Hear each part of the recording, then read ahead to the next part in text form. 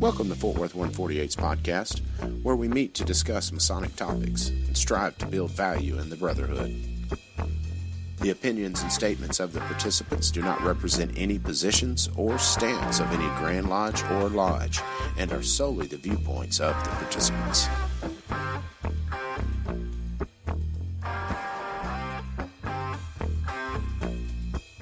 Welcome back, everybody. This is Rhit Moore with Fort Worth 148, current secretary. This is Grant Gates, current Tyler 148. This is Gabriel Jagush, current Master Mason with 148. Are you just current, or is that something that changes? I'm going to demit on y'all next week or something like that. I knew it. Yeah. He's not MPD as of yet. As of yet. We're going to break 5,000 podcasts. We're 3 away. We may have already broken it. I mean, it's crazy. Really? That's awesome. Yeah. So thank you to all you listeners for listening to us make fools of ourselves.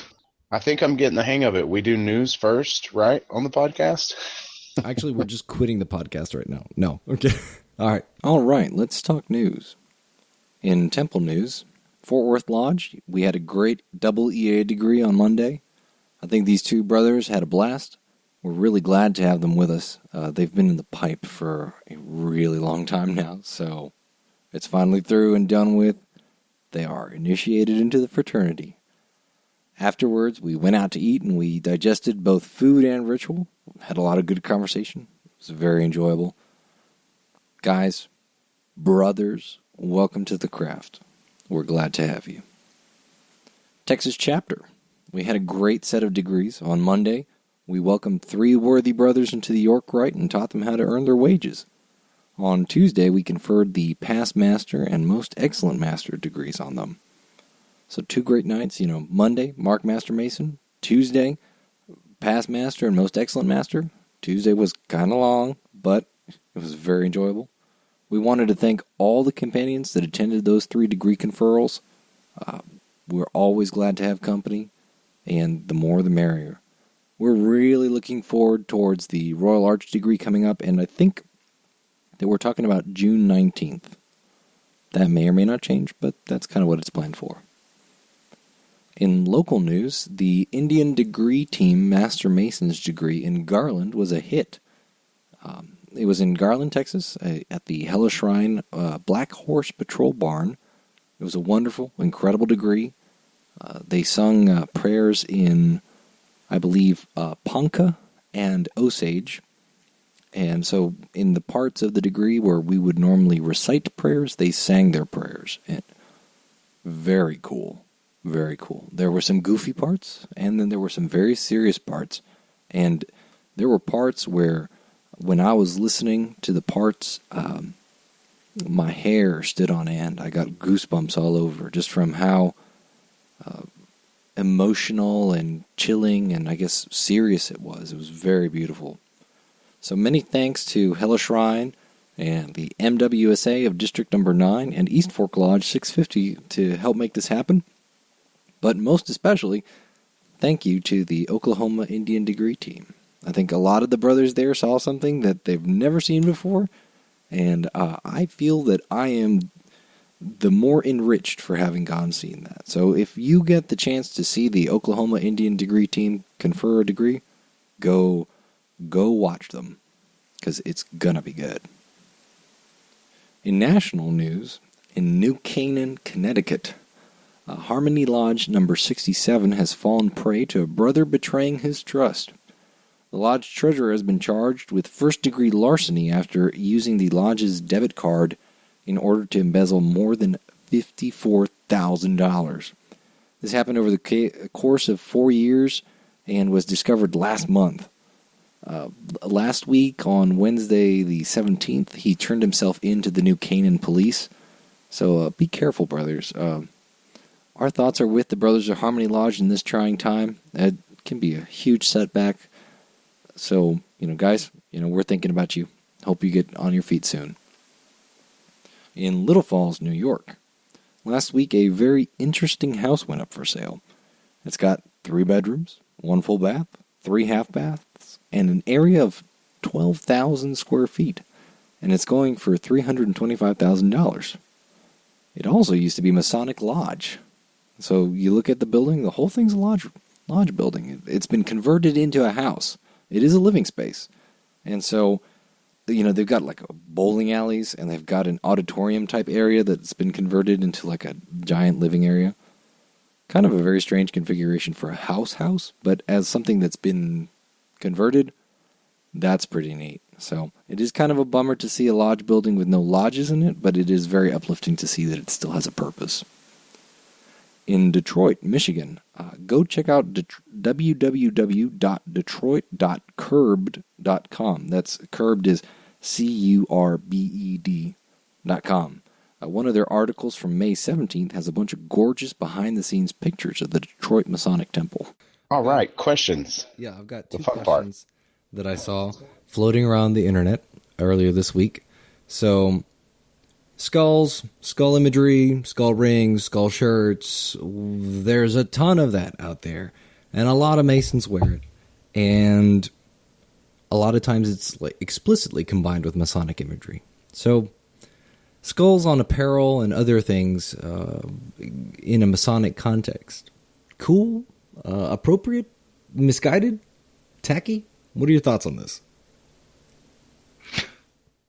I think it's totally appropriate, but it all depends on the person wearing it. If you put the skull on your thing because it's cool, no, that's tacky.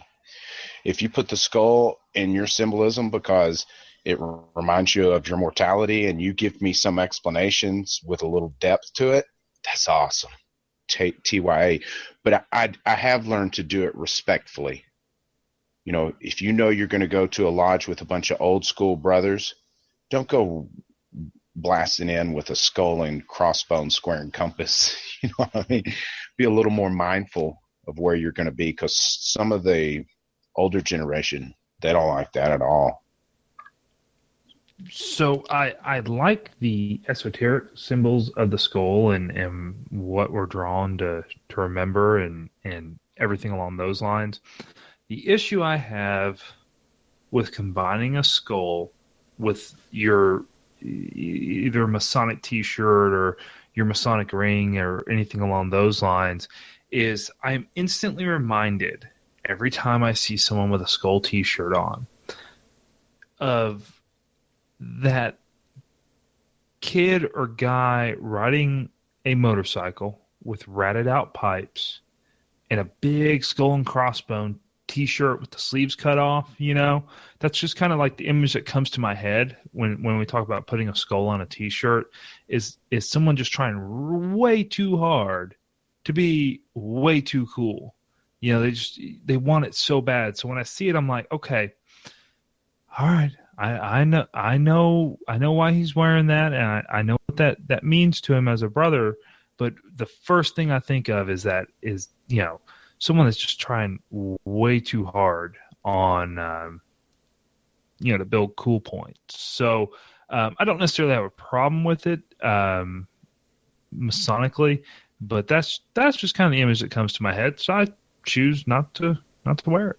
Well, all the symbols kind of wave in and out on their popularity, and this is one that I know Gen X and Gen Y have really fallen in love with. They love the skull and crossbones. That's something that they want to.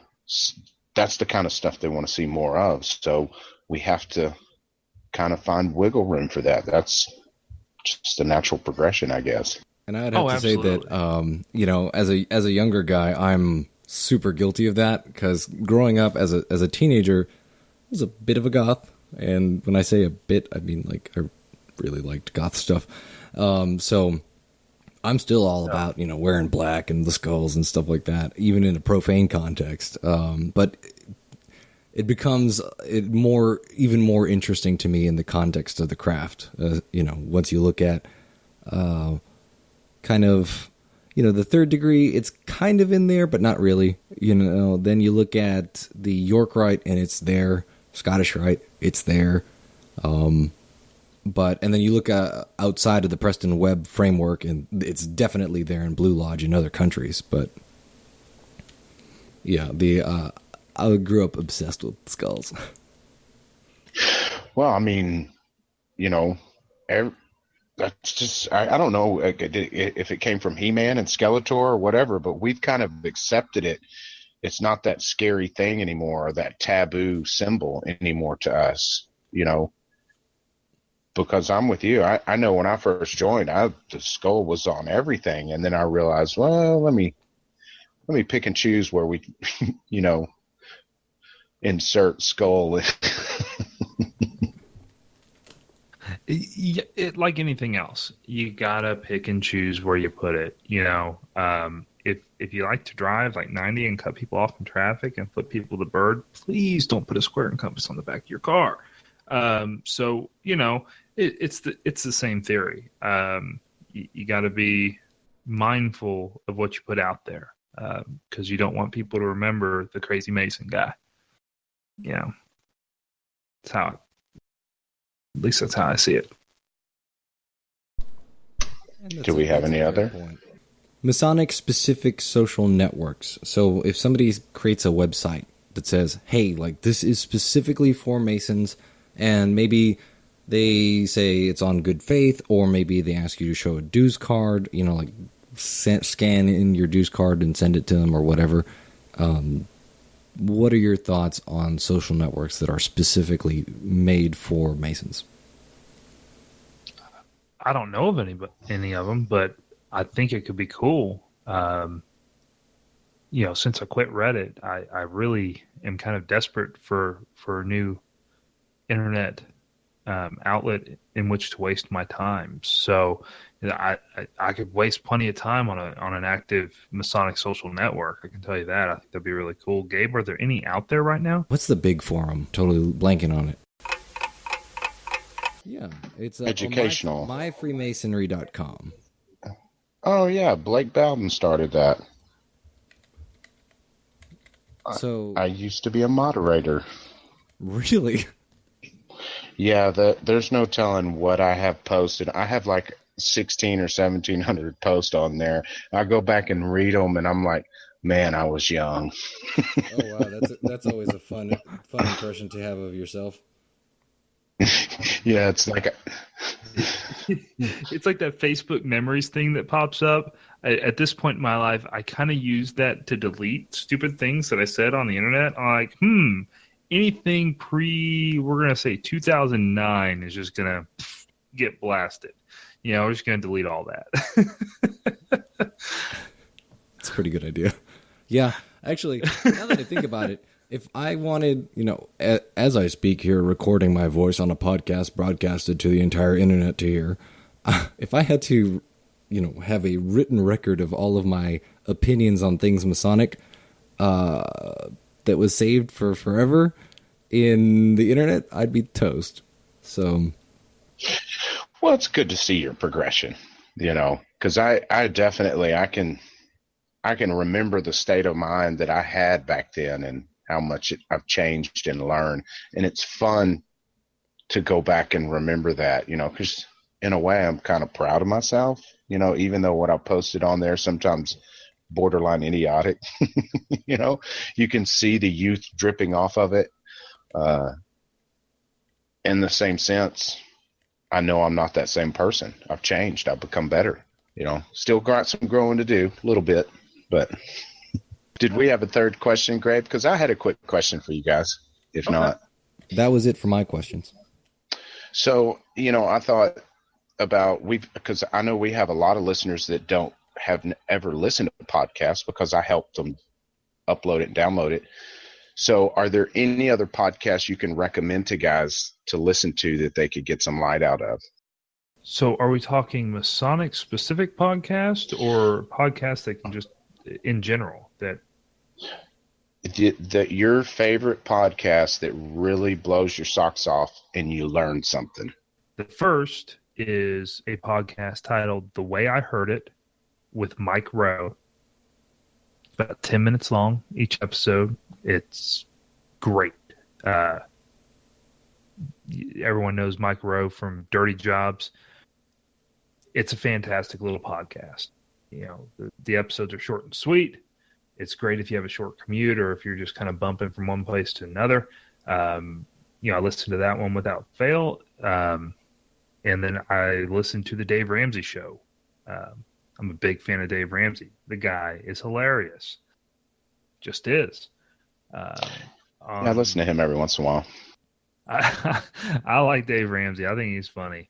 On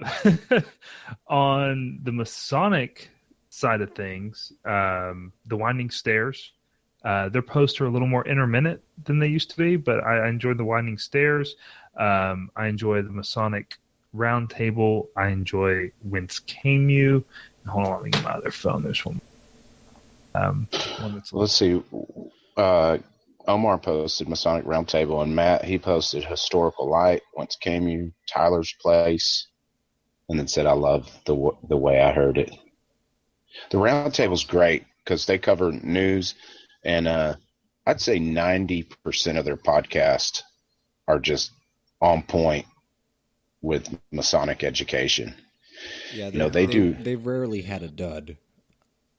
Exactly. And they do some podcasts where they promote things like their 300th anniversary things coming up that are fun. They're just kind of conversational, not so much Masonic. The other one I was thinking of, guys, is called Masonic Light, Lite podcast. That one is kind of a roundtable style, kind of on par of how we organize our podcast. They keep it to an hour. Which we seem to have trouble. I don't think we'll ever have one that is an hour or less, but that's okay. So they keep it to an hour. They're fun to listen to. They have good banter. You can tell they enjoy doing it. So, Masonic Lite.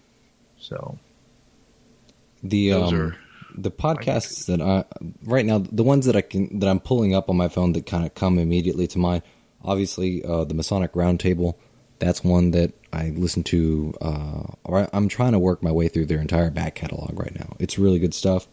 I tried listening to the Masonic Radio Theater, and it's really interesting stuff, but the static that they deliberately put in there to make it sound like an old recording, I can't get into that, unfortunately, but it's really cool. But I've got a bunch of other tangentially related ones. There's one called The Mythology Podcast. And then there's one called Singing Bones, which is, I think she's Australian. And she talks about fairy tales and the origins of fairy tales, and where all these tropes came from and all these common themes that you see. And as once you start getting used to looking for hidden things, looking at old fairy tales gets really interesting. Also, Myths and Legends. That's a really good one. And then the History of Alchemy podcast is really good.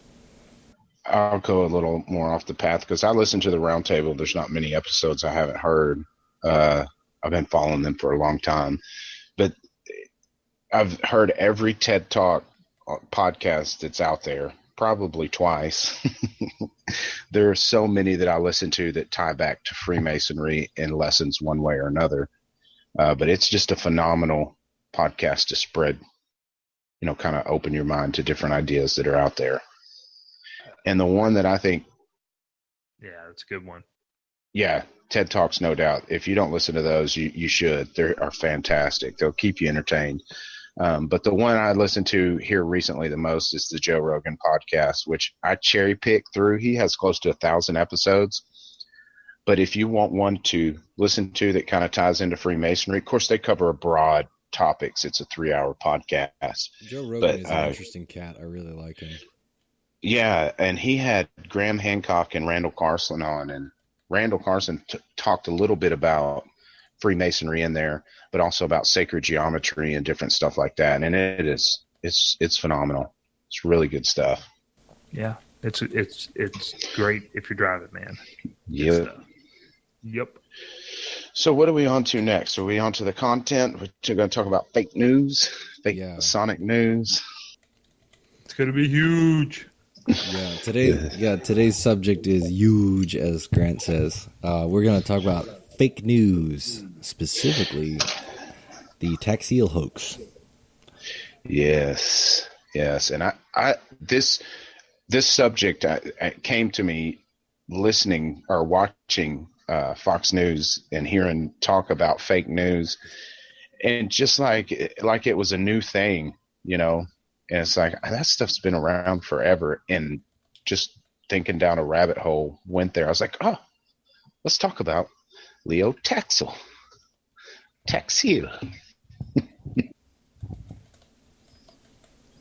Yeah, so we touched on Leo Taxil before when we were discussing Baphomet. A listener question came up about that, and we kind of touched on it because there was a big part of a big hoax, but we just kind of grazed the surface, and we still ended up talking like 20 minutes on the subject, and we barely touched it.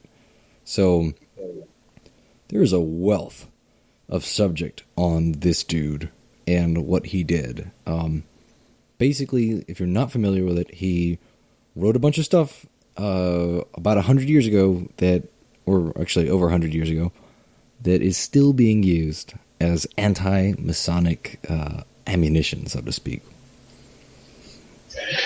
Yeah, and when I was looking into this, there was a couple of misconceptions I had about it, but in the same token, it's such an intriguing story about a guy that just was trying to embarrass the Catholic Church on our, I guess at our behest. He was throwing us under the bus, and I don't think he really liked Freemasonry either. No, he didn't like us either. I don't think that he really had a deep hatred like I thought he did of Freemasonry. I think he did for the Catholic Church for whatever reason that is. But, I didn't know that he enjoyed doing it so much and got so much amusement out of it. Oh, no. This was, he was the prehistoric internet troll. This was funny to him. And you read that and you go, wow, where is that thought process? Where'd you get that line of thinking, dude? But, no, that's exactly because, he talks about him and his buddies sitting around and seeing who come up with the most ludicrous story to put on us. And they would just be laughing, falling out of their chair like nobody will believe this. But he said people kept believing and believing. And then he realized he could make money off of it.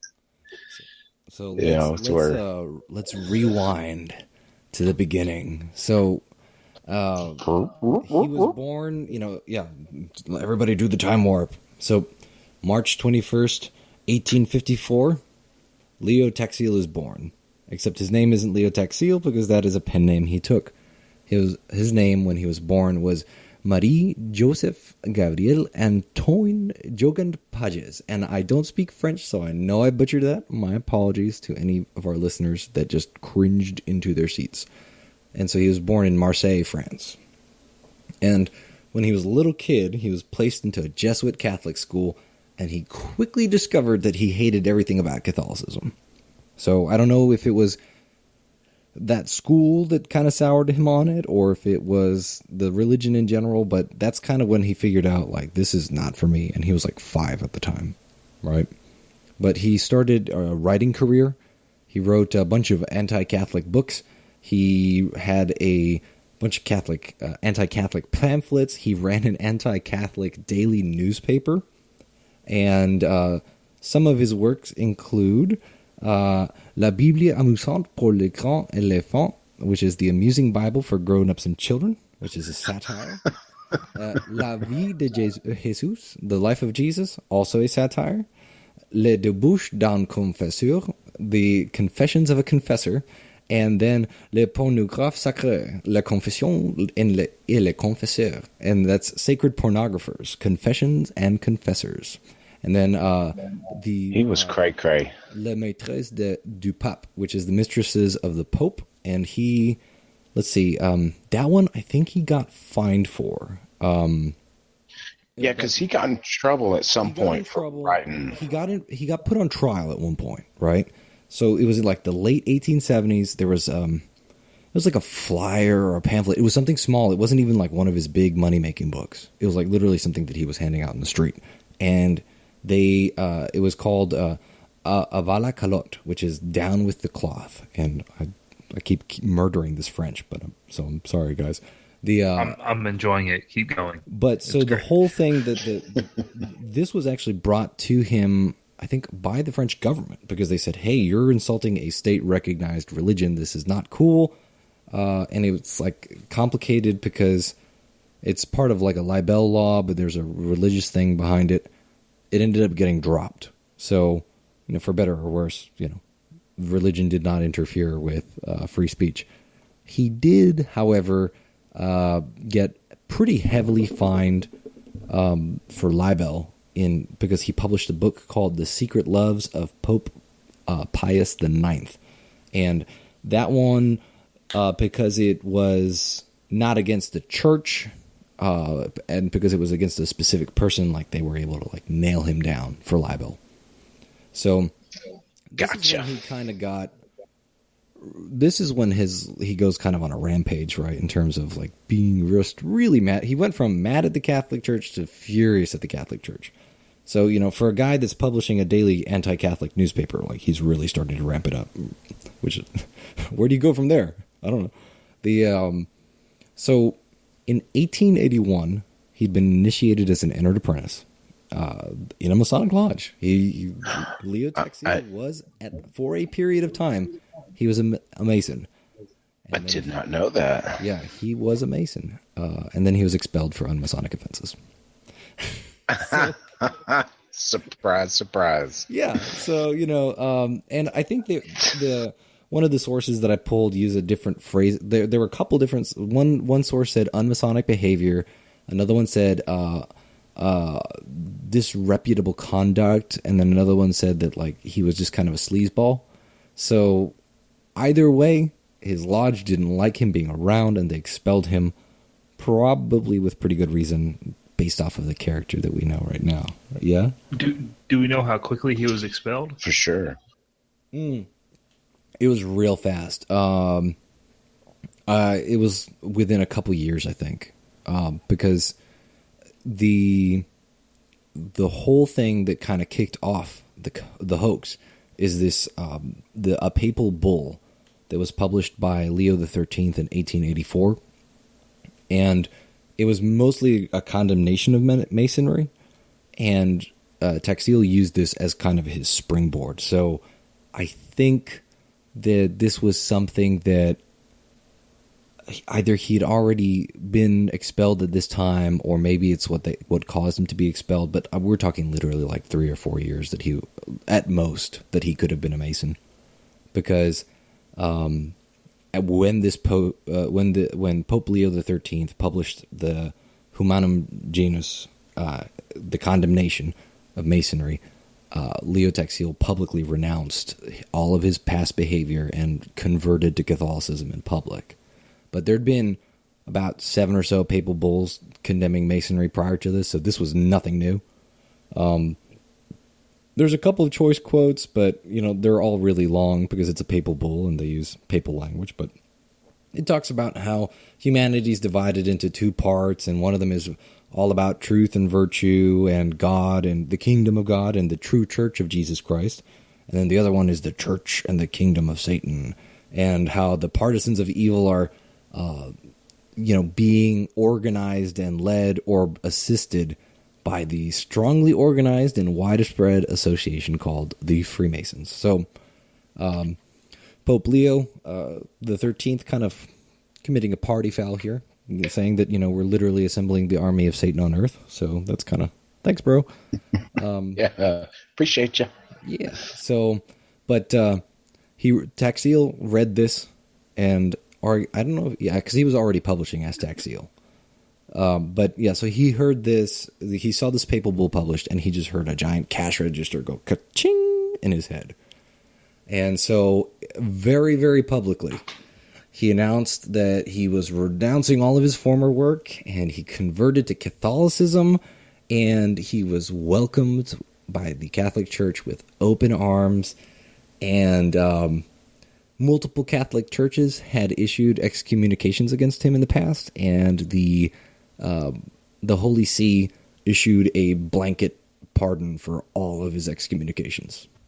That's what's crazy to me is it's like this guy had such a track record of being a goofball at best, a sleazeball at worst. And they're like, and I understand forgiveness. Don't get me wrong. Yeah, sure. Come on, convert back to Catholicism.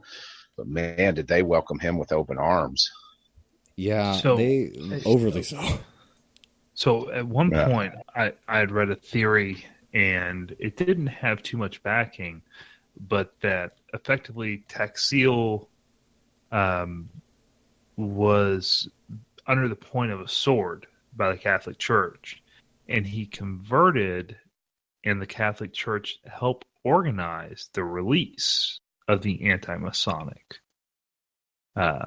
pamphlets, newspapers, books that he released out.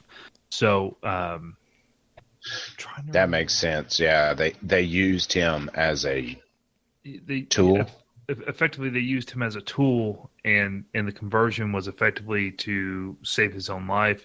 God, now I've heard that before, but I think he was in a lot more safe condition than that. The Catholic Church definitely facilitated the spread of that, though.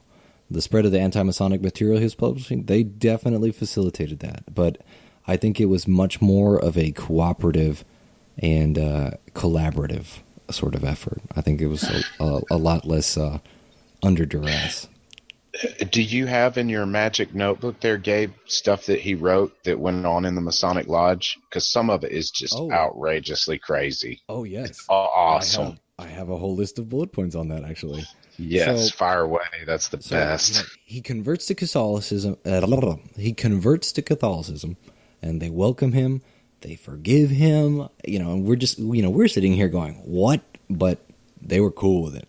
And so a couple years, it wasn't immediately. It was like 5 years or so after he did all this. So I think he was kind of playing the long con. So he starts publishing books and pamphlets and flyers and posters and anthologies and journals. And he even had, just like how he'd had a daily anti-Catholic newspaper in the past, he had a daily anti-Masonic newspaper. He just kind of shifted his game.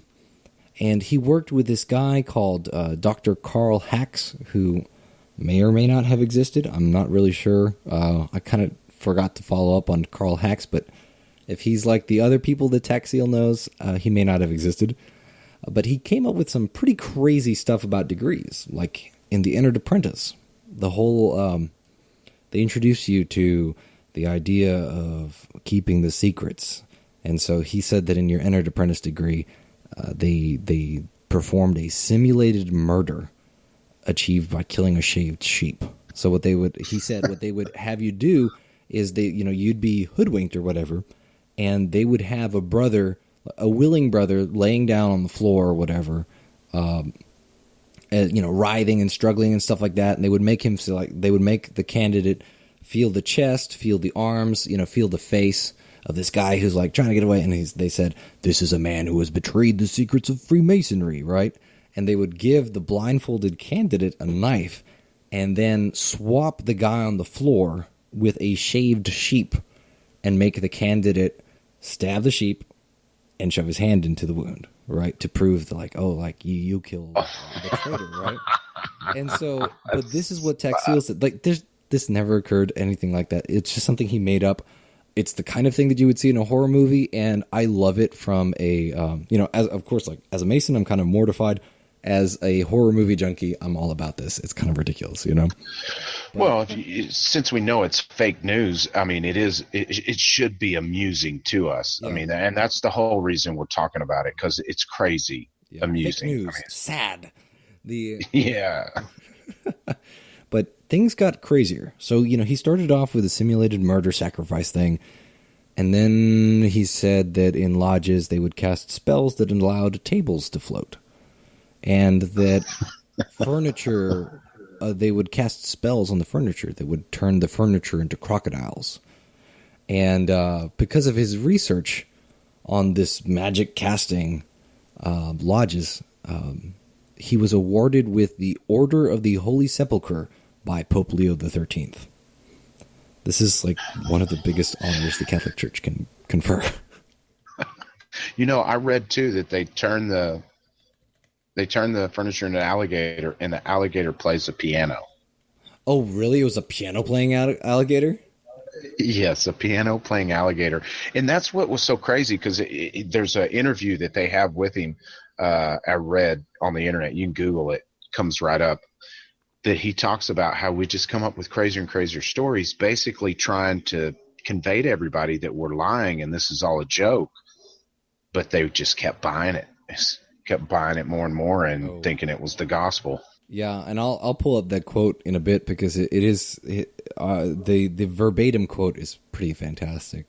But anyway, so this is, it's the pre-internet age, so nobody can verify any of this. If he wants to say that Albert Pike's favorite pattern was rainbow polka dots, nobody could verify this. But he didn't say that. He made up a bunch of fake quotes. Some very serious fake quotes that made their ways into later books used by other writers, not just Taxil. And one of the things that he claimed was that during the high-grade degrees of the Scottish Rite, that Pike and other in-charge Masons would literally summon Satan. And mind you, this is in Charleston, South Carolina. So I guess that's where the devil likes to hang out. But he started getting all of this info from this woman called Diana Vaughn. And so she claimed to be the direct descendant of Thomas Vaughn, who was a Rosicrucian alchemist who extended his life by 33 years through demoniacal designs.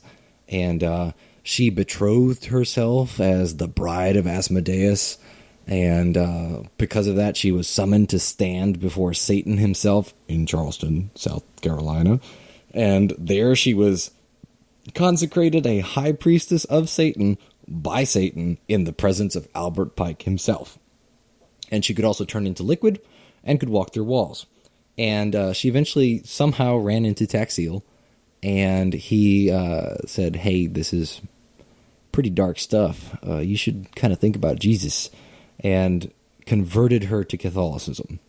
And so she repented, refused to carry through an order that Albert Pike gave her, and then she wrote an expository book, and she mailed a copy of it to Pope Leo XIII, and he wrote her a letter thanking her for her work against Masonry. And so this is the part that I have listed as the prestige, right? So more and more questions about Diana Vaughn begin to pop up, right? Because you guys hear this stuff about her and you're going, yeah, this lady, right? Some pretty crazy stuff. Yep. So what do you guys think about Diana Vaughn so far? Oh, I know what's up with her. Okay, you know what's up, Grant? So, what about you? I won't spoil it. I think Diana Vaughn, I mean, she has kind of a rock star name. Sounds like she's a little kooky.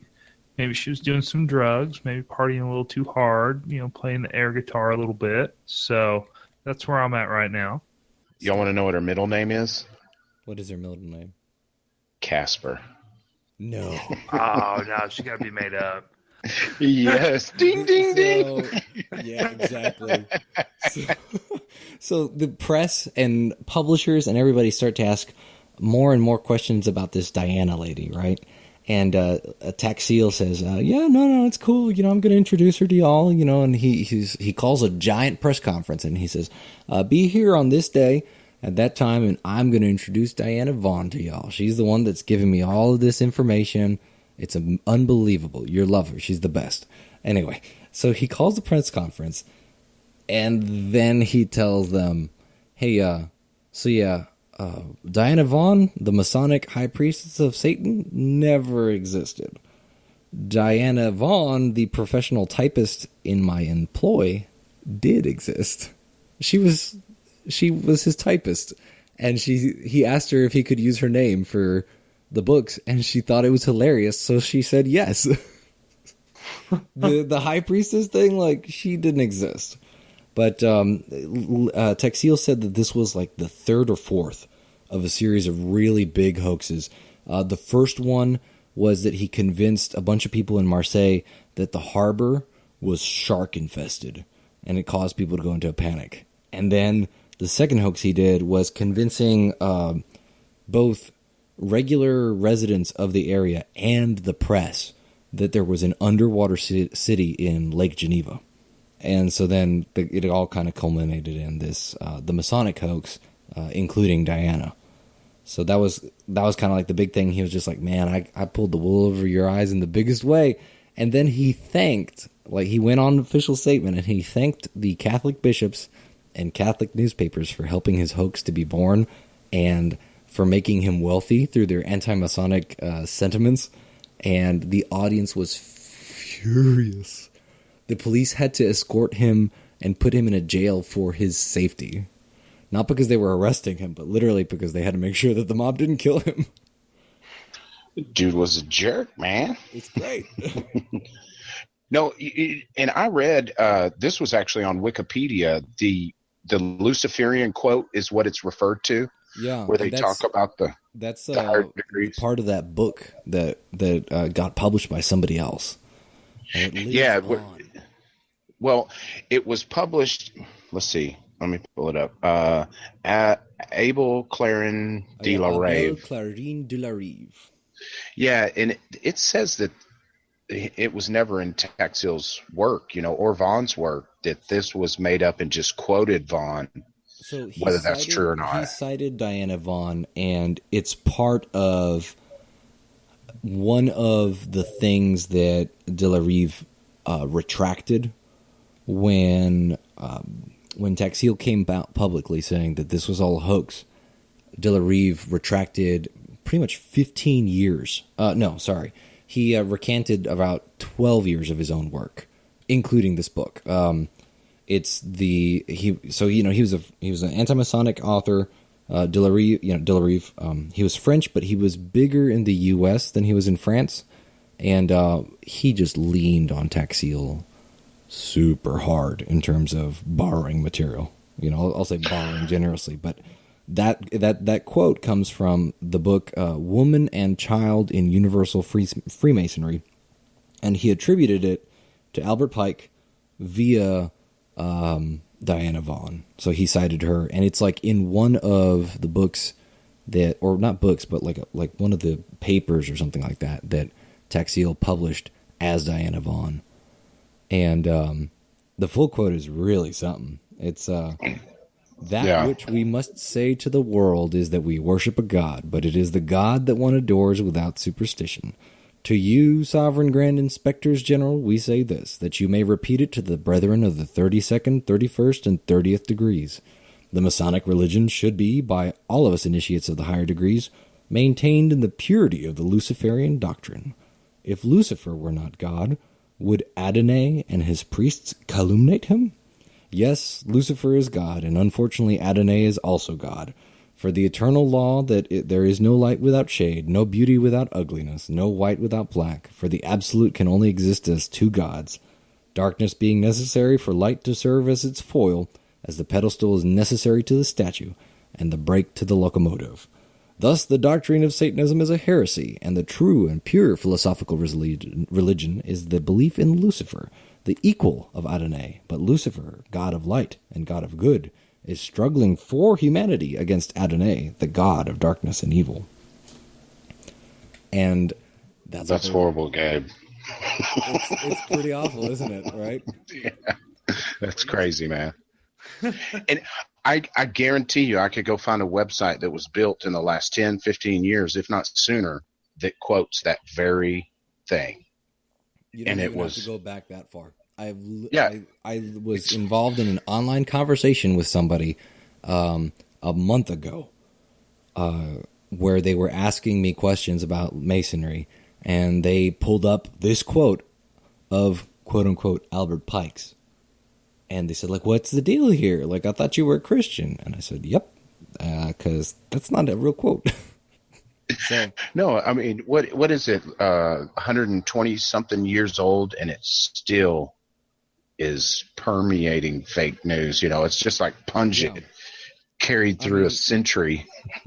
Yeah, Taxil died 110 years ago, and he's still propagating through, the space of minds and books and the internet. So he was pretty effective. So, yeah, but there's no doubt. Like we said earlier, he did it because he thought it was funny.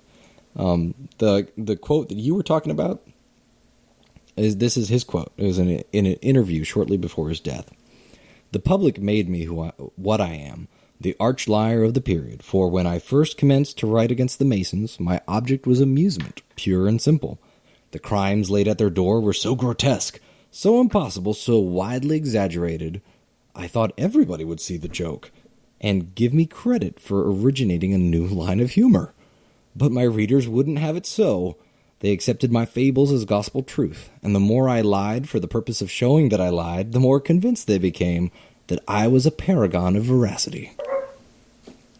So you can tell that, like, even he's going like, whoa, you guys believe this? Like, what's going on, guys? So, guys, seriously though, I'm joking, bro, calm down.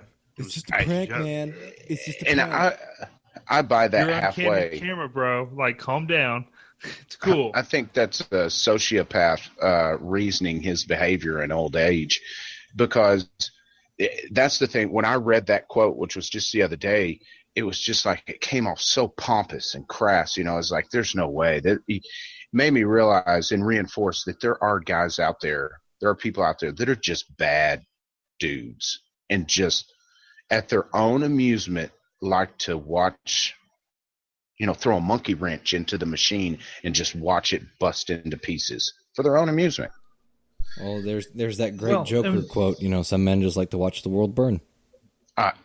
Absolutely. That's really what started that rabbit hole for me, to where it's just like that's a definite in life that, and it's just part of nature, to where this guy, was a total bad guy. He never questioned his actions. And that's what I love about our craft, is because one of our main symbols, the square, we're supposed to square our actions. And so we're supposed to question our actions and take them back and put them up against that square and see if they were squared by the square virtue.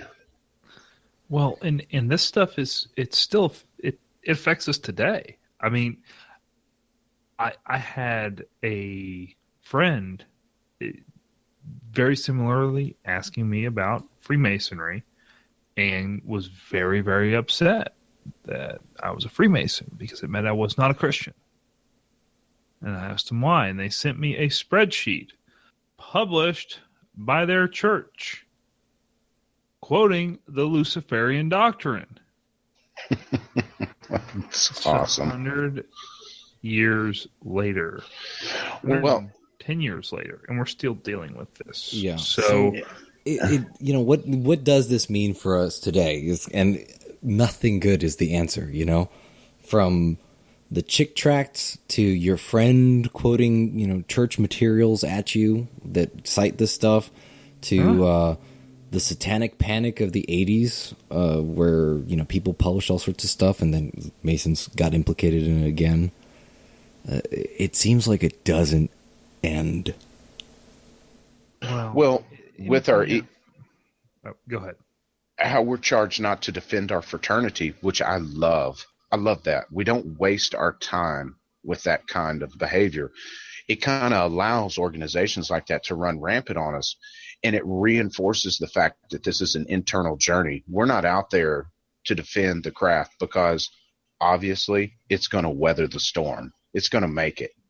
It survived way worse times than Leo Taxil. Before we have secret mode handshakes because it was off with your head. This stuff we're talking, doing secret rituals. So we've seen way worse times, but it's still something that, while if someone directly, like your friend, says something about it, certainly you're going to engage in a conversation about it. But at the same time, it's not our duty to defend ourselves. We just keep seeking light. We just keep and you're growing. Not to argue with them, but I do think it's okay to educate people as long as you do it in a way that's not argumentative and not combative. Because if you get combative, people are just going to go to their corners and defend, you know. But if you can open up a conversation with folks and educate them a little bit, sometimes you'll have good results. Sometimes you won't. Well, and the bottom line is, with patients, we don't necessarily have to tell them and convince them anything. We're going to show them. Exactly. Because, you know, and that's what's funny to me is that, oh, you're a Mason, you can't be a Christian. But yet if you are a Mason, inside of here, we fight the notion that we are a Christian organization, you know, to where we're not a religion at all. We don't deal in salvation whatsoever. So we allow all religions to join. So you can be any religion as long as you meet the requirements. So it's kind of funny to me that it's gotten twisted both ways, you know, that can't be a Christian, but if you get in, it's a Christian organization, you know. So there's a quote here I'm looking for. Freemasonry teaches that salvation is dependent on good works. It comments that the Christian interpretation of of salvation does not meet with Freemasonry. Albert Pike, the greatest Freemason, wrote, notwithstanding the death of Ramir, man can be saved only by faith, repentance, and reformation. Having repented and reformed and bound himself to the service of God by a firm promise and obligation, the light of Christian hope shines down into the darkness of the heart with humble patience and blazes upon his pathway to heaven. And this symbol being brought to light after he is obligated the worshipful master, who is a symbol of the Redeemer and also brings light to the brethren. He is taught that the word is aided by his apostle brothers, and his deeds open his path to salvation. Who said that? Apparently we did. And that's who said we did, though. Who is that, though? This is that chart I got sent. Oh! You're saying okay? We didn't actually come up with it. Oh, no. This is the chart I got sent. Who was it that wrote that we were a religion? There's one of the guys that did a ton of Masonic work, has Masonic encyclopedias. It wasn't Mackey, was it? I'll have to look into it, get back to that book. I'm kind of lost on that one, man. No, there is one of those scholars. It wasn't Pike. I don't think it was Manly P. Hall.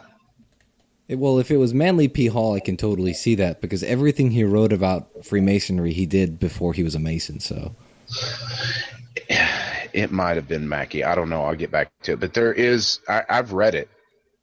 He claims that Freemasonry is a religion, which that's his own interpretation. But that's what I love about the craft too, because if you are a Christian, if you're a Muslim, if you're Jewish, it will meld with your faith so well that it will feel like, and you will believe that it is an organization built for your faith. And that's what it's supposed to do. There's nothing wrong with that. You just have to be accepting that the fact that that other brother can feel the same way for his faith, because it's built that way. It has nothing to do with salvation.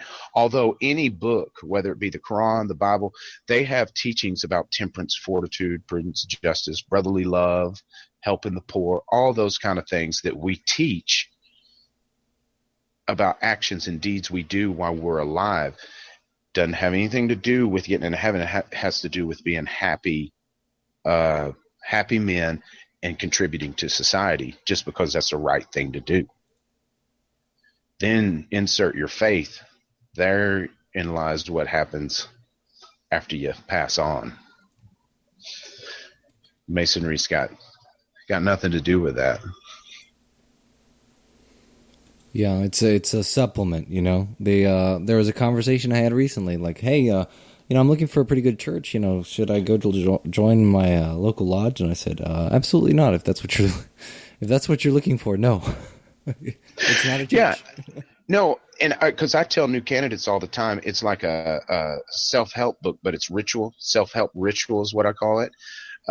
So no more is a self-help book, which teaches these things about, being a better person that can align with Masonry pretty well. That's no more going to help my salvation than Masonry is. it's just a way to reinforce the good side of life. And you're happier for it. If you're doing it right, I know I am. We do this podcast for just for giggles because we love it so much. You know, it's crazy what it motivates us to do. Show up every Monday in a suit. I mean, rewind 15 years, I'd have never dreamed I'd be wearing a suit 2 or 3 times a week. I know, right? And so kind of I had to rewind a bit because I was looking through my monitor because there's something that you said that I kind of wanted to rewind back to. Now, there's a portion that I cannot discuss on the podcast because it is tiled information. But for anybody that, would say that Masonry, teaches salvation through deeds, if you're a Master Mason, think about the 9th or last class of emblems, and that is pretty much a lesson that it is not about deeds, it's about faith. And then in the Bible presentation, which is not tiled, they talk about how, Masonry isn't sectarian.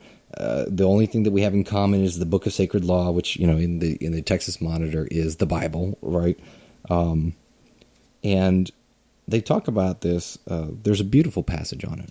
Guard then, my brother, that book of sacred and immutable law as you guard your life. Defend it more heroically than you would the flag of your country, and live according to its divine precepts with its everlasting assurances of a blessed immortality. And so, if that's what we tell people when we give them their Bible, it's very difficult to argue that Masonry teaches salvation by works. It teaches, hey, we don't teach salvation, but we're going to give you a book that does, and that's your book, whether it's your Quran or the Tanakh or the Bible or whatever. That's where you find salvation. But anyway, that was just kind of something that was sitting on my mind. So I wanted to thank you for inspiring that little search. Well, while you were talking about that, I looked up the quote that they use, and maybe it is taken out of context because Albert Pike says the religion of Freemasonry is non-sectarian. It admits men of every creed within its hospitable bosom. It is not Judaism, though there is nothing to offend the Jew. It is not Christianity, but there's nothing in it repugnant to the faith of Christian. So that doesn't seem like, although he uses the word religion, I think when he says the religion of Freemasonry, I think he's kind of saying like, hey, what religion do Freemasons belong to? And he's saying, well, it's not really one religion because there's a lot of us that operate on a lot of different, frameworks. So I think he's referring to kind of like when you would say, because if you say like, for example, like all Episcopalians, right? Like what religion do Episcopalians have, right? Well, they're Christian, yeah, right? Because so he's kind of, I think he's kind of addressing that idea of like, hey, what does this group of people subscribe to? And I think his answer is like, well, it's not really any of that. So I looked up the word religion real quick because I was like, surely it's got more than one meaning. And of course it does, because it's, of course, the first thing's the belief and worship in a superhuman controlling power, especially a personal God. But you go down a couple and it's a pursuit or interest to which someone ascribes supreme importance, which I could say Freemasonry is supremely important for me. It uses the example, consumerism is the new religion, which obviously nobody thinks buying stuff's going to get them to heaven, but it's the new fad. It's the new interest. So I think that could very well be taken out of context. Pretty much. To where he didn't actually claim it to be a religion. They're just using it and twisting it. I'd say that's a pretty fair assessment. More fake news, man. So we're clocking it's all out there. we're clocking in, close to time. Actually, we're probably over already. But, so guys, what, final thoughts on the Taxil Hoax? So the main thing for me is question everything.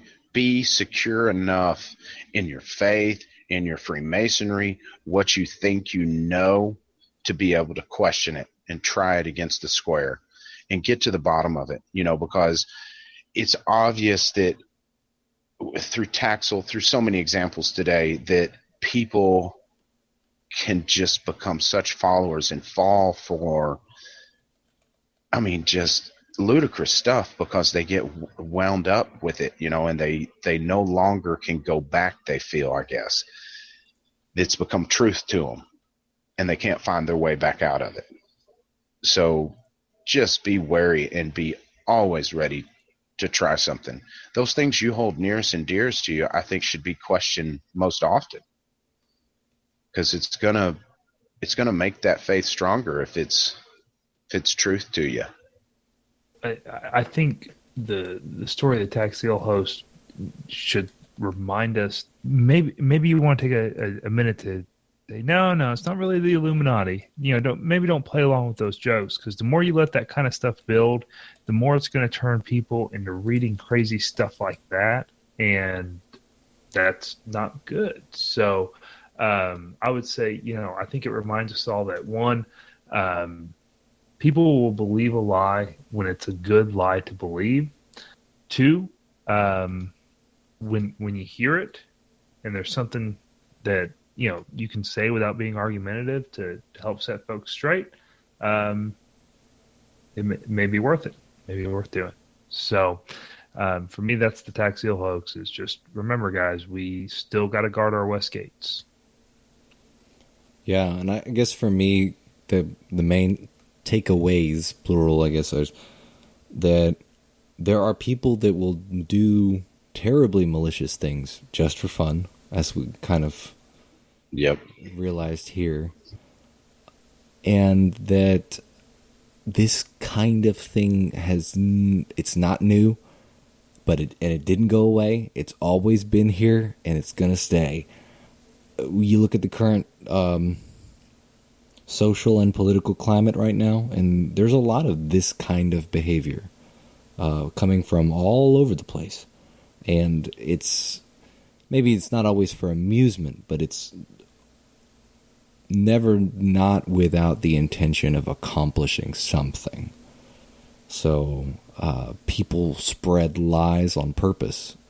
And, this maybe not be about Masonry in general, but, it kind of, this feels very topical. So it's not new, and it's here to stay. Yeah, and what I love about it the most is that if you dig into your teachings of Freemasonry, it will teach you how to deal with it, almost step by step. When to engage, when not to engage, how to engage, to have proper rhetoric, using logic. It's a step by step. It's right there in our ritual. Well, guys, great. That was a great talk. I learned something new. Always fun to sit down and learn with you guys, spend a little bit of time with you guys. I look forward to this.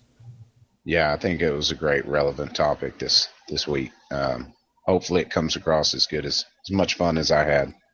So we've got events at the end, right, Gabe? Yes, we do. All right, let's talk about events. In Texas, Lufkin Lodge 669 is collecting donation items for the Texas Masonic Retirement Center. They'll be collecting clothing, personal items, movies, and medical equipment. They're looking to collect personal care items like toothpaste, toothbrushes, shampoo, body wash, shaving items, beauty products, that kind of thing.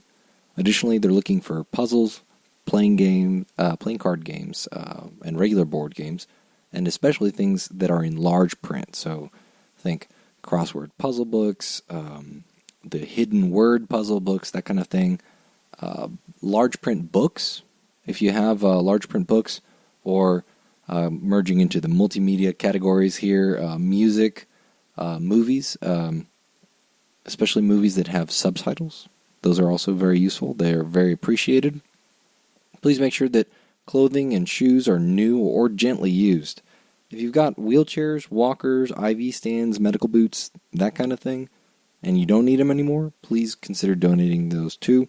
Same conditions applies. Please just make sure that they're new or gently used, or at least functional and clean. So, Lufkin Lodge 669 is taking any and all appropriate donations that they can for the Texas Masonic Retirement Center. In North Texas and Tarrant County, on May 25th, Webb Lodge 1454, and that's tonight, they're having a master's degree. They're kicking off at 7:30 p.m., and they'll be at 7000 Zufelt Drive in Arlington, Texas, 76002. For more information, call 817-468-9992. They're going to have an informal meal after the degree, location to be determined. On June 3rd, also Webb Lodge 1454 is hosting the 3rd annual Webb Masonic Motorcycle Rally and Lodge Tour. The event is from Saturday, June 3rd, from 7 a.m. to 3 p.m. The starting location is Webb Lodge's Dining Hall. Breakfast will be provided at 7 a.m. by the wonderful sisters of the Webb chapter of the Order of the Eastern Star. The rider meeting is at 8 a.m., and rollout is about half an hour after that. So they're going to tour Godly Lodge 822, Glen Rose Lodge 525, Chalk Mountain Lodge 894, Hyco Lodge 477, Dublin Lodge 504, and Stephenville Lodge 267. Lunch will be available at Hyco Lodge 477 at noon. The suggested donation is $7, so bring 10. And this event is open to both Masons and non-Masons, and motorcyclists and non-motorcyclists, so all vehicles are welcome. Pre-registration is $10 a motorcycle and rider, or $10 per automobile and driver. Each additional passenger is another $5. On-site registration is $15 per rider or driver instead, and still just $5 a passenger. So, for more info, please reach out to Brother Junior Warden Michael Mad Dog Lothorpe, who is the ride chairman. You can reach him at 817-276-9090 or at bigdog@scootdog.com, and that's SKOOTDOG.com. On June 23rd, Bolivar Masonic Lodge is hosting their 3rd annual clay shoot. Registration is at 8 a.m., start is at 9 a.m., and the location is Fossil Point Sporting Grounds at 7282 North Farm Road 51 in Decatur, Texas.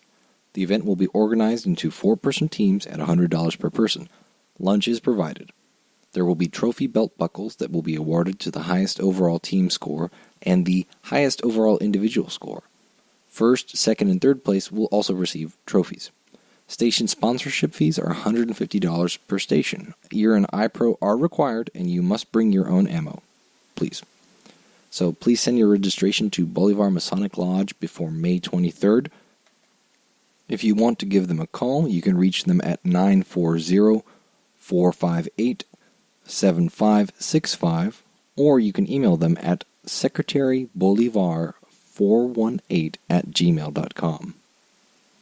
On the weekend of June 23rd, the Brothers of New Day Lodge 655 are holding their Real Fathers, Real Men Soul Food Experience fundraiser event.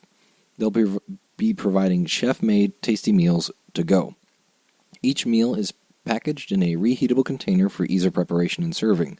If you are located in the DFW area, they'll deliver the menu items to your door at a date and time of your choosing. So the event is happening all weekend of June 23rd, so they'll take orders until 8 p.m. on the 24th, and they'll deliver until 5 p.m. on the 25th. They're offering baby back ribs, barbecue chicken wings, meat combos, taters, beans, coleslaw, sauce from scratch, and then they also have banana pudding. They've got individual plates, and they've also got family meals, and the family meals say 4 to 6 servings. So they're taking pre-orders now, so if you want to reach out to them and order a meal for the weekend of June 23rd, their website is www.newdaylodgepha655.org. So go ahead and put in an order. The brothers from New Day encourage you to join in on the Real Fathers, Real Men Soul Food Experience, and they warn you, sleep late, lose weight. On June 26th, River Oaks Lodge is having their installation. Brother Sam Levacy is being installed as Worshipful Master at the age of 100 years old.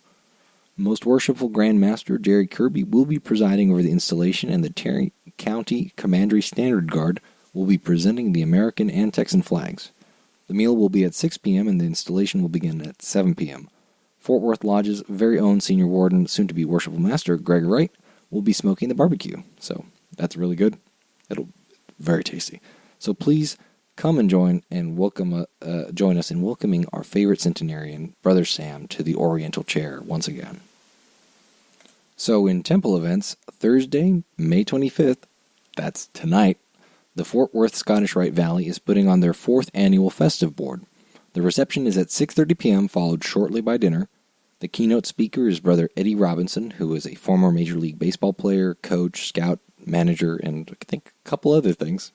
The event is open only to Master Masons, and the dress code is coat and tie, so please do be prepared. Wear a coat and tie, and bring your dues card and a photo ID. Reservations are required, as the attendance is limited to 62, and I know it says reservations. You can try and squeeze one in. I don't know if they have filled up yet.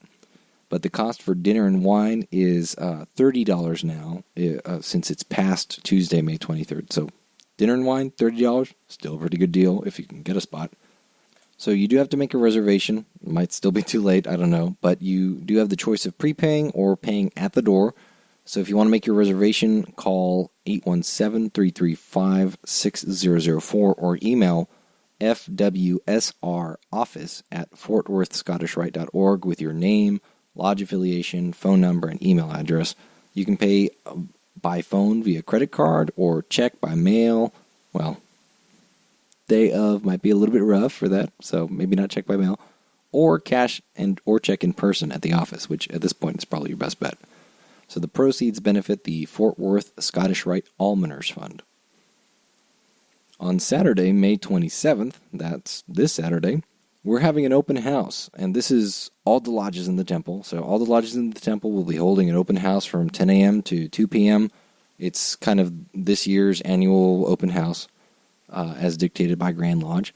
And so come on by and say hi. The Blue Lodges are on the 3rd floor, and I think a bunch of the other appendant bodies are also doing kind of open house type events. So we always want to welcome visitors, Masons or not. So if you're a Mason, come on by and say hi. If you're not a Mason and you're interested in becoming one, also come on by and say hi. Actually, it's for you, the non-Masons. So, come on by, ask us questions. We will try and answer them. If you want to touch base with Fort Worth Lodge 148, hit us up at Fort Worth Lodge 148 on Facebook or info148@fortworth148.org. If you live in the 64th District of the Grand Lodge of Texas and you want to promote an event, please reach out to them at 64th.org, 64th.org. Okay, so 2 quotes for tonight. They're from the same author, and I felt like this one was very appropriate for the Taxil Hoax. A lie can travel halfway around the world while the truth is putting on its shoes. And that was from Brother Samuel Longhorn Clemens, better known as Brother Mark Twain.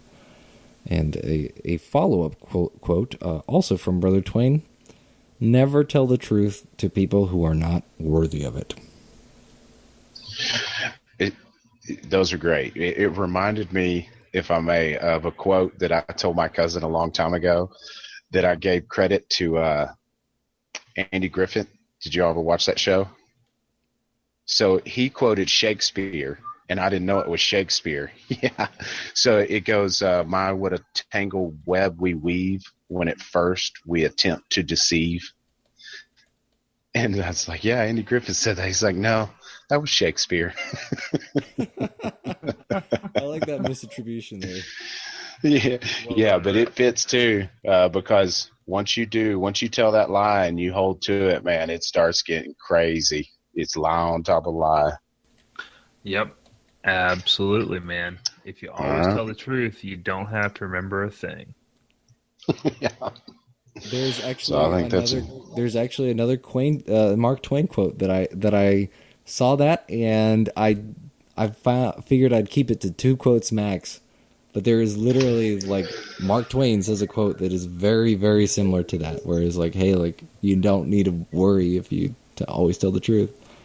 Ready to go? Yes, sir. All right. This is Rhit Moore signing off. Very good. Signing off. Gabriel Jagush signing off.